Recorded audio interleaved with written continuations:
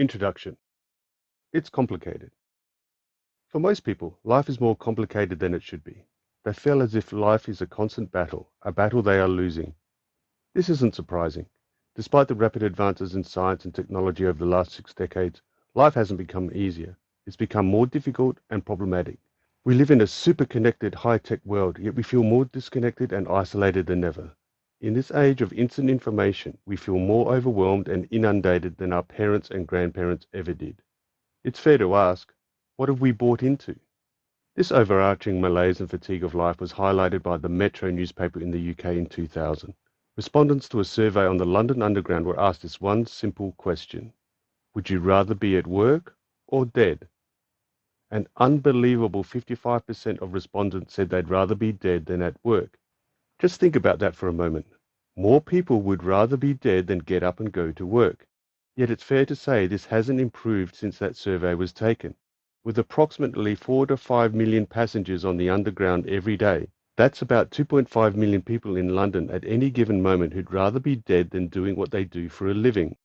The question therefore remains, how would you have answered? As a speaker, author and doctor, I've spent the last 25 years listening to thousands of people who are tired of feeling trapped in the same old routine, feeling as though their life is on hold. People grow up, go to work, pay the bills, get married, start a family, have friends and companionship, travel maybe once a year for a brief holiday, and before they know it, 20, 30, even 40 years have passed. They start to ask themselves, what the heck happened? Why didn't I achieve what I wanted to achieve?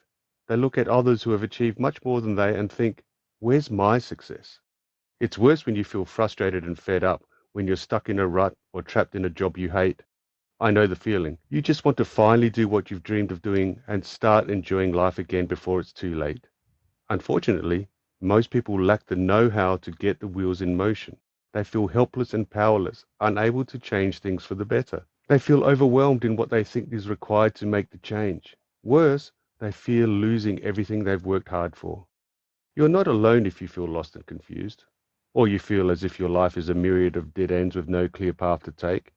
You are not alone if you feel you're walking through a labyrinth with no end in sight. But it doesn't have to be that way. There is an alternative. You can navigate your way through the maze of life. You can get your life back on track. Clarity.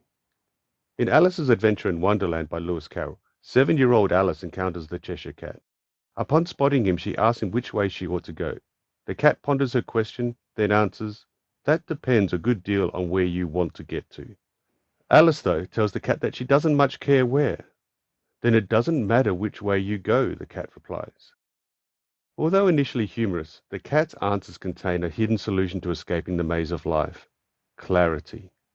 You must first be clear as to where you are now, and then you must be clear as to where you wish to head.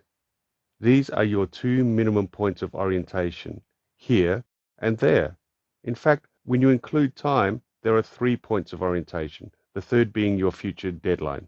Without knowing your space-time location, your where and when, you cannot orientate yourself to where you want to go and when you want to arrive. Confusion usually arises when you don't know one or the other of these orientation points, with the subsequent feeling of going around and around in circles, going nowhere, getting frustrated at your lack of progress. In Part 12 of the Master Key System, Charles Harnell questions how much time and thought the average person wastes in aimless effort, and how much they could accomplish if they were to gain clarity and focus. Here is a transcript of that passage. If you have ever looked through the viewfinder of a camera, you found that when the object was not in focus, the impression was indistinct and possibly blurred. But when the proper focus was obtained, the picture was clear and distinct. This illustrates the power of concentration. Unless you can concentrate upon the object which you have in view, you will have but a hazy, indifferent, vague, indistinct and blurred outline of your ideal, and the results will be in accordance with your mental picture. Lack of clarity is a common problem. It creates a hazy, indistinct and blurred picture of your life, and it feels like mind fog. This includes being as well as doing. You feel frustrated when you haven't become the person you thought you would have by now. You feel frustrated when you haven't arrived at the place you hoped you would be after all the effort you've put in. Worse, you can feel trapped and stuck, despairing that nothing is ever going to change, as if your life has hit the pause button and is now on permanent hold. For this is what it feels like when you're living in the maze. 1. You aren't being the person you'd hoped you'd be. 2. You aren't doing what you always wanted to do. 3. You aren't where you want to be right now. 4. You feel time is slipping away to live the life you always wanted. And 5. You don't know how to make the change you need to free yourself. The repercussions of this is threefold: stress, procrastination, and fear. You feel stressed because you feel lost and directionless, not knowing which way to go. You begin to fear that time is against you and that you will be trapped in the maze of life until the day you die. You procrastinate in doing what you know you should do, reasoning that it's all futile anyhow and nothing you do will make a difference, so why bother? This mental anguish has knock-on effects that takes a toll on your physical, mental, emotional, and spiritual health. Your financial health suffers too. Relationships break down. Your career doesn't progress. And the tick-tock of time begins to tick faster and faster. Your confidence takes a hit. You doubt yourself more and more. You feel the burden of regret, which is a common companion through the maze of life, an imposter that constantly reminds you of all the mistakes you've made and how ill-equipped you are to tackle life's problems and break free. In her book, The Top 5 Regrets of the Dying, Nurse Bronnie Ware documented the most common regrets that her patients spoke about in their last moments here on Earth. In her experience, common themes surfaced again and again. Although there were regrets such as, I wish I hadn't worked so hard, and I wish I had let myself be happier, the number one regret of the dying is this: I wish I'd had the courage to live a life true to myself, not the life others expected of me. We all want to do more than just survive. We want to thrive. We want more than just the humdrum of everyday existence. We want to prosper. But to thrive and prosper, to live a life true to yourself, you will need to evolve your way of thinking. You will need to evolve your mindset from the person you once were and even from the person you are now. You will need to become a life leader. Killing your dreams. There was a time, however, when I didn't have the courage to live a life true to myself, when I was anything but a life leader. It was a time in the mid-90s when I was a junior pediatrician, a time when I was living the life others expected of me. Unfortunately, I suffered because of my lack of courage to be the person I'd always wanted to be. I suffered physically, I suffered mentally, and I suffered spiritually. I had what I've now come to understand as a kind of soul sickness, soulemia, a sickness of spirit that had physical and mental consequences, which mostly took the form of chronic tiredness, fatigue, and joylessness. I wasn't even 30, yet I had become profoundly sick with life. And if I had been on the underground when the Metro reporters were asking their survey question, I would have given the same answer as 55% of respondents. I would have preferred to have been dead than go to work. The sickness I had was a familiar one. I wasn't doing what I wanted to do, and I wasn't who I wanted to be. I had a dream, and that dream was to be a writer. But I wasn't. I was a doctor, and I was frustrated and annoyed with life. I was frustrated and annoyed with myself. I was frustrated and annoyed with everybody, in fact, the whole world. But I didn't know why. I should have been happy. After all, I was a success, wasn't I? I had achieved what millions of people around the world could only dream of becoming. I was living a privileged life, and I should have been happy and content. Yet ever since I could remember, I wanted to be a writer. I wanted to write books. I wanted to write screenplays. I wanted to write for a living. I was the kid at high school who always had a book under his arm. I had a love of reading and a love of stories. I devoured books by the dozen, and one day I was going to write a book. I was going to be just like my favorite authors, Stephen King, Wilbur Smith, John Irving, and later Paulo Coelho. I was going to make it as a writer one day when I finished high school. But it didn't happen. I was just a gunner, someone who was going to do something but who in fact did nothing about it. I had the dream but not the drive, and when I graduated from high school, I was accepted straight into the Adelaide University Medical School. I didn't want to be a doctor, I wanted to be a writer, but writing wasn't a real job. And everyone knew that doctors make a comfortable, safe living. So I spent the next 8 years studying anatomy, physiology, pharmacology, microbiology, hematology, and telling everyone I was going to be a writer one day. One day, when I'd finished all my studies and graduated from university. But it didn't happen. I moved to Sydney and completed my internship, still telling everyone I was going to be a writer one day. But now over a decade had passed, and I hadn't written a single word of the book I was going to write. How could I? I was too busy working, and with what little time I had to spare, I spent socializing and traveling. There was simply no time to write. But one day I would. One day, when I could find enough time. But it didn't happen. In 1994, I flew to London for a 6-week holiday and stayed for 10 years. I found work at the Great Ormond Street Hospital for Sick Children, the Royal London Hospital, and other NHS hospitals. In 1998, I was accepted into the Royal College of Paediatrics and Child Health training program. I began working extremely long hours, as well as studying for my specialist exams, all the while telling everyone I was going to write a book one day when I passed the exams and became a consultant pediatrician. But it didn't happen. I was now 30 and had successfully postponed my dream of writing for over 15 years, more than half my life. Not only had I achieved a double degree of medicine and surgery, I was now the professor of procrastination. I knew everything there was to know about fooling yourself and killing your dreams. When friends and colleagues asked me why I hadn't written anything, I always had an answer. No time, no money, no resources, no support, no knowledge, no opportunity. But I was still going to write a book one day.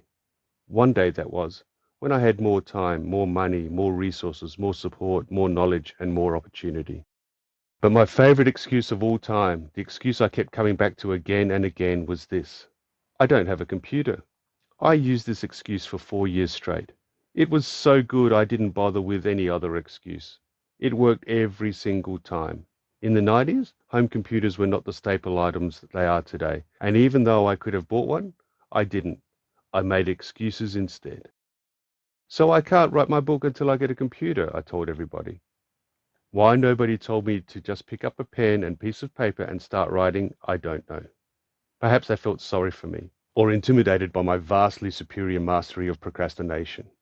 Nonetheless, the excuse of not having a computer kept the pragmatists at bay and my sense of victimization brimming. Because that's what I was, wasn't I? I wasn't just a gunner. I was a victim. I couldn't help it if I didn't have the time to write. It wasn't my fault. I was a victim of circumstance, a victim of society's expectations, a victim of life. What I didn't realize was that I was just like everyone else with a heightened sense of victimization. I was a victim of myself. I was exactly where I was because of the choices I had made.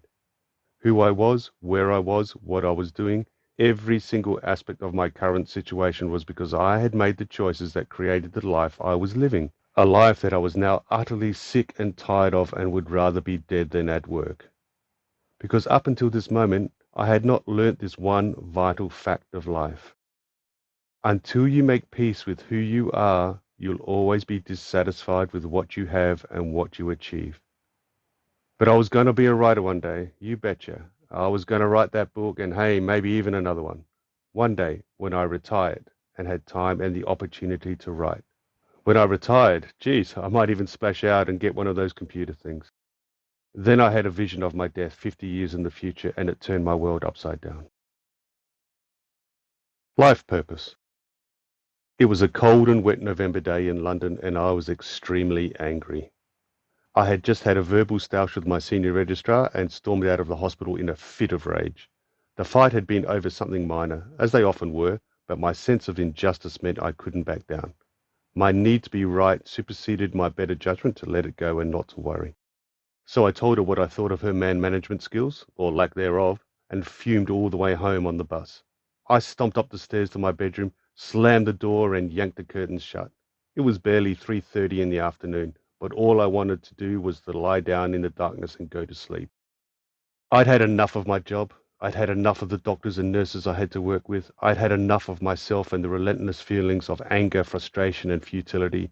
I just wanted it all to stop. As I lay in my bed, my heart thumping, my mind whirring, trying to find peace in the chaos of my thoughts, a gentle voice popped into my head. You know what, Scott? You could have been hit by a bus on your way home just now, and this is how you would have died, full of rage and bitterness and hatefulness. Is that really how you'd want to end your life? Geez, I thought, you're right, whoever the you was I was talking to. That would have been a pretty bad way to go. The voice paused, but it hadn't finished. So when do you think you will die? It asked. I had turned 30 earlier that year, and up until that point hadn't really put much thought to my own death. Even though I was surrounded every day by sickness and death, my own death was just not relevant. Not yet, anyway. I figured I had about another 50 or so years of misery left. About 80 or 85, I answered in thought. Suddenly, bang! I was transported 50 years into the future to my day of dying. I was both the 30-year-old watching the events unfolding and at the same time the 80-year-old lying on his deathbed. The curtains were drawn, candles flickered around the darkened room, and my future family were hovering around the bed, my wife, children, grandchildren, doing the death watch. The voice now said, "You now have 5 breaths left before you die." I took a long, deep breath in, then exhaled slowly, trying to fathom the meaning of what was going on. I now had 4 breaths left. After waiting for me to calm, the voice then asked a question that would change my life forever. "How do you feel?" Before I could even think to answer, I was swamped with a tsunami of venom. The hatred for life spewed out of me like pus from an engorging abscess. Revulsion, rage, disgust, pure seething hatred. It was all-consuming. The hatred of those around me, those who had cared deeply for me. The hatred of those who had ever done me wrong, willfully or by accident. The hatred of the life I'd been forced to endure. But worst of all was the self-loathing. The hatred I had towards myself was suffocating, a poisonous fog through which I struggled to breathe. I now had 3 breaths left. Overwhelmed and struggling to comprehend the revulsion and the hatred I had for my life, I managed to gather my senses and ask my loathsome future self one last question. I figured something terrible must have happened between now, when I was 30, and the next 50 years or so. Something so terrible it had turned me into this revolting human being. What, I asked, what went wrong? What happened next is as vivid today as it was back then. That grotesque older version of myself propped himself on his elbow and pointed at me in utter disgust. "Because you never gave writing a try." Then, just as instantly as the vision had appeared, it vanished. I was now back in my 30-year-old body, completely shaken. But I knew I had been blessed with the opportunity to change my future, to change who I was, what I did, and how I did it. I had been blessed with the opportunity to change my stars. It has been said that the 2 most important days of your life are the day you were born and the day you find out why. I had just experienced that second epiphany, and I now knew without doubt, with sudden clarity, that my purpose in life was to follow a different path than the one I was currently on. I had to stop procrastinating. I had to stop lying to myself. In the center of my being, I knew who I really was, and I knew what I really wanted. It was now incumbent on me to finally be true to myself and to be the person I was born to be. The consequences of continuing as I had were too horrific to contemplate. The life leadership imperative. Your life situation today is the result of the choices you made yesterday, last week, last month, last year, even decades ago. When you consider the current issues you face professionally and personally, and trace them back to the choices you have made, you see the link between how you had thought and the reality that followed. You also see the importance of changing your thinking if you want to manifest a different experience. This change in thinking is a mindset challenge I call the life leadership imperative. It has the power to not only change your life for the better, but also that of your family, your friends, your community, the entire planet. The contemporary definition of insanity is to do the same thing over and over again and expect a different result. The path to your prosperous future, therefore, is created by thinking differently, by thinking like a life leader. Sometimes you have to leave the mountain to remind yourself of how beautiful it is. Yet life leadership encompasses more than just thinking differently. Without action, any plans you've made are no more than just a wish. You have to walk your talk, which is why life leadership is about being, thinking, and doing, and why I define it as living your being. This is best summed up in the motto, "Don't let life pass by you, let life pass through you." As a life leader, you must be true to yourself and express the real you. You must find your life purpose and live it. In doing so, you will become a person of immense value. Others will value your passion, your endeavors, your presence, your cause. You will add value to whomever you meet, wherever you go, whatever you do, and you will do this not for personal or commercial gain, even though this will happen, but for the benefit of all. This is life leadership. Life leaders are therefore generous with their time, their self, their knowledge, even their money. They are beacons of light for others to follow. and by default they have impact and influence. But it's easier to have impact and influence when you have absolute clarity on who you are, what you want to achieve, and how to achieve it. That is why the Life Leaders Club was created, to help purpose-driven people like yourself become the person you were always meant to be, which is the Life Leaders' definition of success and prosperity. The 4 life quadrants. So let's talk about success and prosperity and how it fits in with life leadership. We all desire success in some form or another. We all desire to be successful and to harvest the fruits of our endeavors, to be prosperous. Yet for most, success is elusive.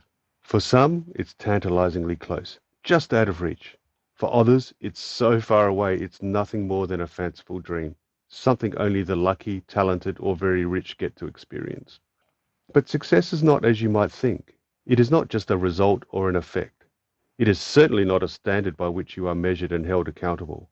Rather, success is simply a process of being the best version of yourself you can be. That's because of this one simple universal truth. Success is not a destination you reach.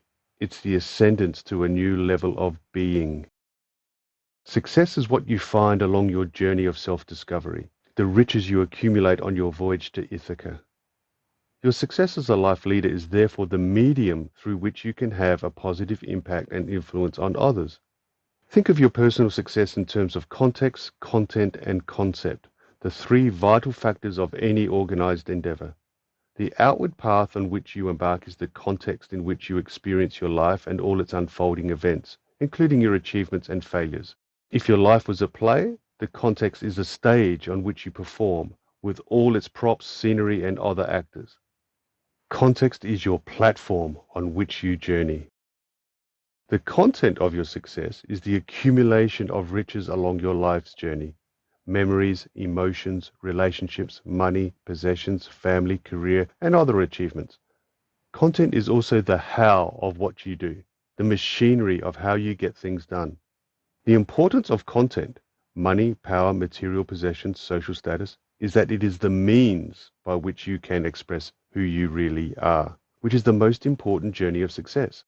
The manifestation of the ideal concept of who you are, being the person you were born to be.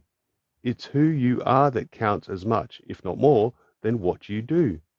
Success then is an inward and outward journey of being as well as doing. The life leader's definition of success integrates who you are with what you do, why you do it, and how you do it. But sometimes this is forgotten. Sometimes success is defined by only one path, either the journey into yourself, the ascetic, ethical, spiritual path, or most commonly, the journey to outward achievement and reward, the material, rational path. Defining your success as a life leader must therefore answer all these questions. Who are you? What do you do? Why do you do it? And how do you do it? Consider the 4 life quadrants in the figure shown, the Empowered Living Index. As a rule, you will generally fall into one of these 4 quadrants, but you may spend time in other ones too. I will explain the function of this index in more detail in Chapter 2, but just to summarize, life quadrant number 1 is the ideal or desired quadrant, your happy zone. This is the place where you are being who you want to be and doing what you want to do, where you find most happiness, peace, and freedom. Prosperity. This is the quadrant of life leaders who have attained mastery in their life leadership journey and is the platform from which your life can really take off. Life quadrant number 2 is the directionless quadrant, where you feel disorientated and in need of realignment. You feel you know who and what you want to be, but don't know why or what you really want to do with your life. You may very well know what you don't want, but this is not the same as knowing what you do want. In this quadrant, you feel as if you are going around and around in circles with no clear direction or focus of where to go to next. Life quadrant number 3 is the disillusioned quadrant, where you despair with life and are in need of rejuvenation. You feel you don't know who and what you want to be, and you don't know why or what you want to do. In this quadrant, you can be so despondent that you may feel as if everything is futile and not worth the effort. This quadrant can be a very depressing place to be, but it isn't the most dangerous. That's the realm of the next quadrant. Life quadrant number 4 is the disconnected quadrant, where you feel detached from who you are and in desperate need of reconnection with your true self. I consider this the most dangerous quadrant because although you might be outwardly successful, you have forgotten who you really are. You don't know yourself, and this lack of self-knowledge is felt as an inner void. You know you should be happier. You know the answer isn't money, power, or status. But if you're not careful, these outward trappings of life, wealth, power, material possessions, successful career, only keep you from being who you were meant to become, maybe for your entire life. The life leadership journey. You can achieve everything you set yourself to achieve. The difference between achievement and non-achievement, however, is not talent or luck, but mindset.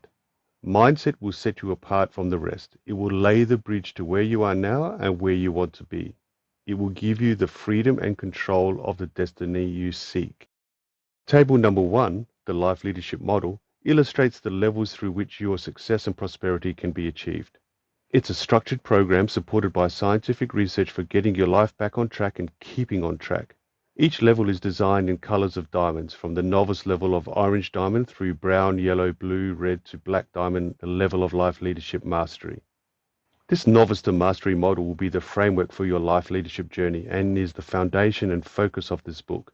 Like the frame of a house, you build your life around it, brick by brick. Over time, you will have built your dream home in which you create the life you want. This model will be referenced throughout the book along with simple strategies to help you ascend the levels to at least the level of Black Diamond Mastery, which equates to life quadrant number 1, desired, in the Empowered Living Index. Each level represents the competent attainment of one of 9 life leadership practices. For instance, at Brown Diamond level, your attention and focus will be on finding your niche. At Blue Diamond level, it will be on values and the growth of your ideal persona. Each practice is designed to help you attain one or more of the 4 life leadership skills: who, why, what, and how. It is designed for you to focus on what you see yourself doing and what you see yourself being, and then living into that vision of who you want to be and what you want to do. At Black Diamond level, you have reached mastery of 6 life leadership practices.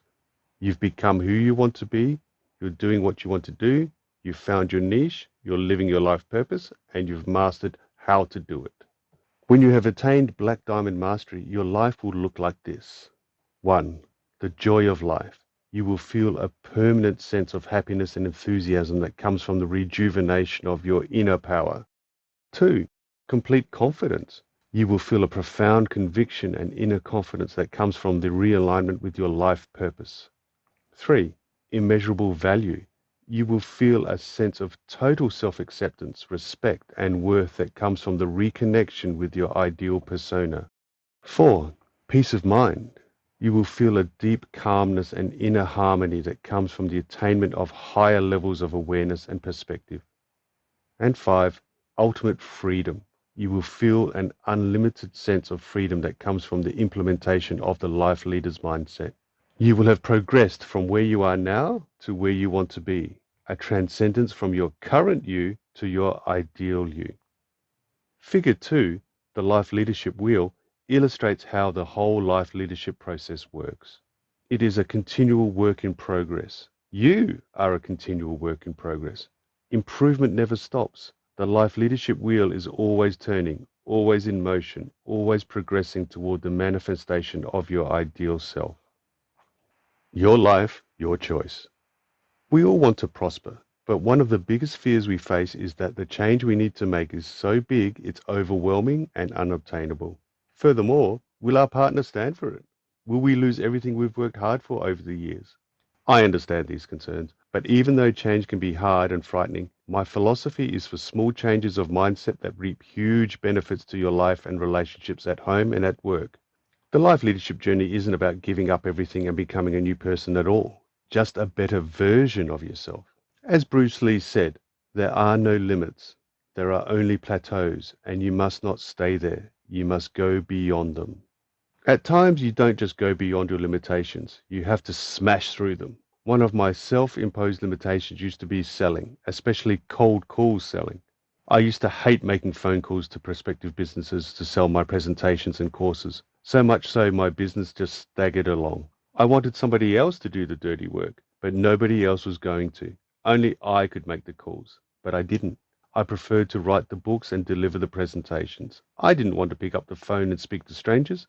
I felt I was useless at selling. I felt I was my own worst enemy.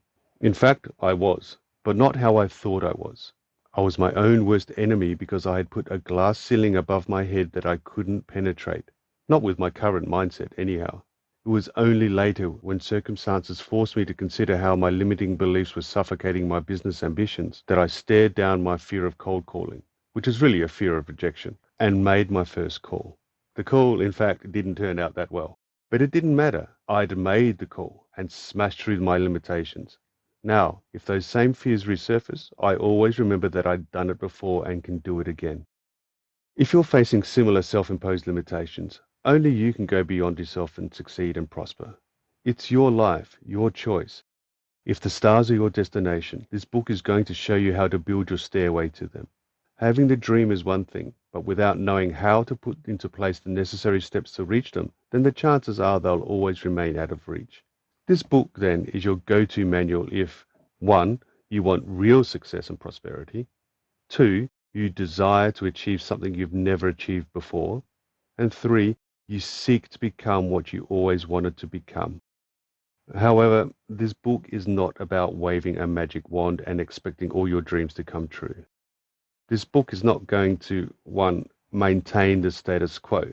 You will need to get comfortable with being uncomfortable, because rising through the levels of life leadership means shedding old habits and developing new ones, which can feel awkward and unpleasant at first, but that's where the true growth and prosperity is to be achieved. 2. Make you a millionaire and set you up financially for life. You may well do so in your life leadership journey, but the success and prosperity you will achieve is more permanent and lifelong because it will come from your inner world, which is constant and is always with you no matter what happens in the outside world. And 3. Make all your problems go away and never come back. Rather, it will give you all the tools you need to overcome and resolve the problems you currently face, as well as the unforeseen challenges that will most certainly arise as you journey through the levels of life leadership. In my book, Being You, Awaken to the Abundance of Your Natural State of Being, I explain how you already have what you're looking for, how you already have all the joy, security, acceptance, peace, and freedom you seek. In this book, I will go one step further. I will show you how to rejuvenate your personal and professional life by realigning with your purpose, passion, and values, so that you can find direction and live the life you always wanted without feeling overwhelmed or fearing change. As the Chinese proverb says, the journey of 1,000 miles begins with the first step. Your journey to success and prosperity begins when you open the door to your own power. This book is how you open that door to your inner power. For too long you have kept your power locked away. For too long your potential has remained untapped and unfulfilled. When you align who you are with what you want and how to achieve it, your intentions manifest into reality. The more precise your being, thoughts, and action are in alignment, the more harmonious you are with yourself, your purpose, and your behavior, the more likely and the more speedily your success and prosperity is realized. It's now up to you. If you want to discover the world of infinite possibilities that await you, join me on the journey to life leadership prosperity. But if the imposter in your head is causing you to doubt your chances of success, or telling you that you don't deserve to live a life of prosperity, then let me counter that with a parable. The parable of the dog goes like this. One evening, a young man walked into his friend's kitchen and saw a dog curled up in the corner, whimpering in pain. "What's wrong with your dog?" he asked his friend. "Oh, he sat on a nail poking through the floorboards." The young man scratched his head. "So why doesn't he move?" "Because," his friend explained, "it doesn't hurt enough." My question to you then is, are you just putting up with the pain of everyday life because it doesn't hurt enough for you to do anything different and move forward? Unfortunately, it's common for people and dogs to put up with things that aren't desirable. Are you one of them? What will it take for you to say, enough is enough? Let me show you something that might motivate you to move forward. I would like you to do a simple piece of mathematics. First, subtract your current age from the number 85. That is, 85 minus your age, which equals X. At the time of writing, my age is 50, so my answer is 35. Next, multiply your answer by 5. That is, x by 5 equals y. For me, 35 multiplied by 5 is 175. Lastly, add a 0 to your answer. For me, my answer is 1750. Now take a good look at your answer. That number is the total number of weeks you have left to live. So are you motivated yet? Does it hurt enough to get up and get moving? It's up to you.